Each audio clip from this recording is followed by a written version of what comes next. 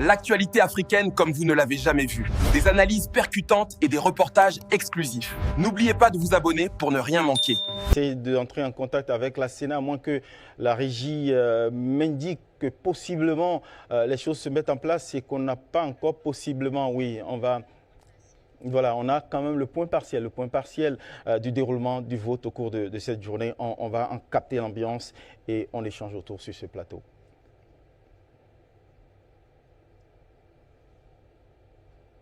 À partir de 8h30, j'ai pris le plaisir de visiter déjà une demi-douzaine de centres de vote. De façon globale, tout se passe dans le calme, dans la sérénité. De façon globale, tous les postes de vote ont ouvert avant 7h15. Comparé à janvier dernier, c'est une très nette amélioration en ce qui concerne le littoral. J'ai fait une petite enquête à l'intérieur du pays. Il semble que la situation qui prévaut à Cotonou est la même à Malanville, à Natitengu, à Ouessé et à Kwamassé. Ça veut dire que tous les postes de vote ont ouvert à bonne heure et les électeurs accomplissent de façon démocratique, citoyenne, leur mission. Donc, ensuite, il y a eu quelques nouvelles de la diaspora pour les pays africains et les pays européens. Donc, de façon globale, là aussi, tout se passe bien. Dites-nous, est-ce qu'au bout de 2 semaines de campagne et de cette journée de vote, vous avez le sentiment que c'est un pari qui est en train d'être gagné? Je commence par l'honorable Anani Amanvi du Bloc républicain, parti pro-Wadaï. Merci beaucoup, Yassou Nouveau.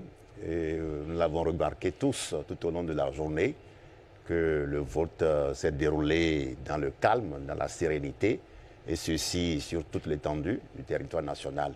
Et cela est à l'actif du peuple béninois que nous profitons pour saluer en ce moment. Vous avez constaté l'engouement, l'affluence. Et ça, c'est l'offre politique des duos en course qui l'a permis, parce que vous l'avez souligné également à travers votre émission tout à l'heure du président de la Sénat, comparé aux élections du 11 janvier 2026 dernier, il n'y a pas photo. Donc la mobilisation est très forte cette fois-ci. En attendant qu'on ait des chiffres. Oui, bien sûr, on a constaté, nous avons des chiffres. Nous avons des chiffres, ma position me permet d'avoir les chiffres d'un peu partout et je peux vous le confirmer. Et je crois que les instances compétentes viendront confirmer cela les heures à venir.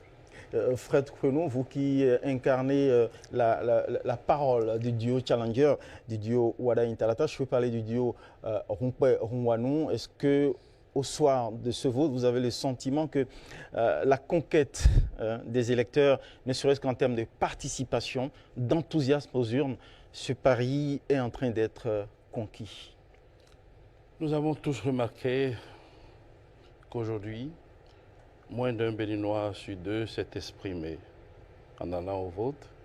Et je crois que cela témoigne de la persistance de la fracture de la société béninoise. D'où vient cette sentence définitive, quasi définitive sur vos lèvres? Oui, parce que nous avons fait cette campagne, une campagne intense, et nous savions, nous autres, depuis le départ, que notre adversaire, ce n'était pas le candidat de la mouvance présidentielle. Pour nous, notre adversaire principal, c'était l'abstention. Il fallait convaincre au cours de cette campagne nos compatriotes de se rendre aux urnes, de faire un choix. C'était pour nous l'adversaire.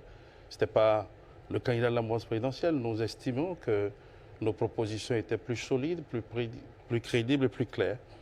Et à l'arrivée, nous avons compris que la dynamique actuelle semble ne pas nous arranger, simplement parce que nous n'avons peut-être pas su convaincre en 2 semaines nos concitoyens de se rendre aux urnes, nos concitoyens de rompre avec cette fracture qui met en difficulté notre pays et qui, ce soir, apparemment, est en train de nous mettre en difficulté. Donc, voilà pourquoi, pour nous, c'est clair que les Béninois ont refusé de se prononcer une fois de plus.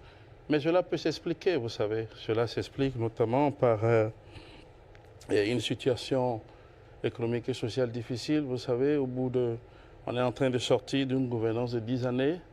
on peut constater aisément que la pauvreté fragilise davantage nos sociétés, l'explosion du chômage, la précarité économique, la peur du lendemain, font que nos concitoyens ne croient plus tellement à la parole politique et elles ont l'impression, nos populations, qu'elles ont tout donné ces dernières années. Maintenant, elles hésitent, elles n'en peuvent plus, elles ne veulent plus peut-être se faire berner par la parole politique. Elles ont peur, elles ont été confrontées aux habiletés de la majorité actuelle et elles se disent, bon, à quoi bon? Je crois que nous avons été victimes de cela aujourd'hui, une fois de plus. Et ben, voilà, nous nous disons que il va falloir s'armer encore de courage avant de ramener nos concitoyens dans les urnes à nouveau. Eh bien, Fred Renaud, face à ce constat d'une sorte de désaffection, d'incrédulité désormais de ce que vous considérez comme manque de confiance, déficit de confiance du peuple électeur vis-à-vis de l'offre de gouvernance, on va tâter la pertinence de vos arguments pour aller à la reconquête justement de cette confiance du peuple électeur derrière vous qui avez la prétention, enfin vous qui portez l'envie, le désir d'en améliorer le sort. Père Aguenono, vous qui portez un regard d'ordinaire acéré sur la vie politique au Bénin, entre le satisfecit du camp présidentiel, j'allais dire du camp du duo Wada Intalata, et puis la grise mine affichée par le camp du duo Challenger. Où est-ce que vous vous situez? Quel est votre regard sur l'engouement possible des électeurs? Comment vous l'avez capté? Comment vous pouvez l'analyser aujourd'hui aux urnes au soir de ce 12 avril? Permettez-moi, avant de répondre à votre question, d'exprimer ici, c'est très important de l'exprimer, le regard que nos compatriotes africains portent sur le Bénin. Quand nous les écoutons, ils disent voilà un chef d'État qui fait 10 ans et qui part. Ça, c'est à l'actif du Bénin, c'est à l'actif du chef de l'État qui, au bout de 10 ans, on peut souligner qu'il a tout fait pour donner le meilleur de lui-même à travers stratégie, à travers l'engagement, à travers ce que j'exprime en termes d'élégance et de goût qui donne visibilité à ce pays qui est le nôtre. C'est la première chose qui me vient là. La deuxième chose, c'est considérer le Béninois, le considérer chez lui, dans sa posture de celui qui a connu la démocratie et étant même pays phare en Afrique de démocratie et qui a connu une défaite électorale et qui aujourd'hui connaît cette désaffection.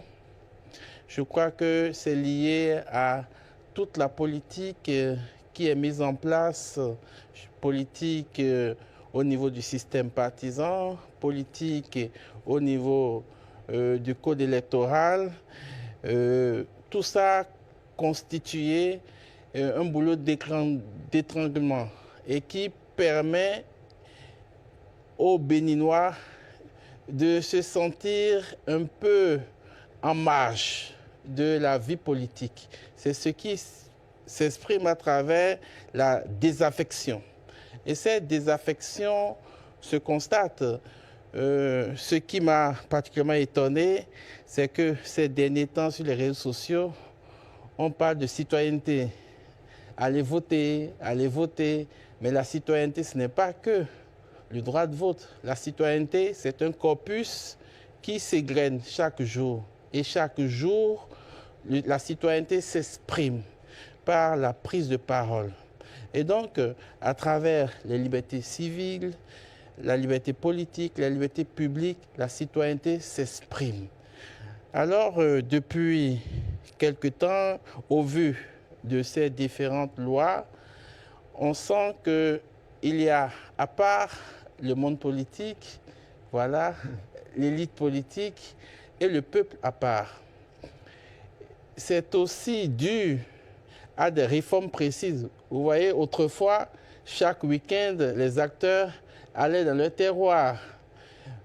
On peut trouver d'autres insuffisances à ça, mais ça donne... Mais c'était aussi une débauche de populisme, en fait, qui, par ma foi, faisait perdre du temps à ceux qui étaient en charge d'améliorer le sort commun plutôt que de s'occuper justement des charges de gouvernance. Je vais finir, vous allez comprendre là où je vais en venir. Donc, ces pratiques d'autrefois donnaient au peuple d'avoir un couloir direct vers son élu. Et l'élu est constamment présent. Autrefois, nous avions aussi 30 candidats, 40 candidats. Et vous imaginez 40 candidats qui passent partout et disent sortez, sortez, sortez. Ce n'est pas comme si deux duos disent sortez, allez voter, sortez, allez voter. Donc, il y a ces éléments-là qu'il faut considérer étant béninois de l'intérieur, vivant les réalités. Merci de nous rejoindre sur Débat Afrique. Votre participation compte, alors n'hésitez pas à vous abonner et à commenter.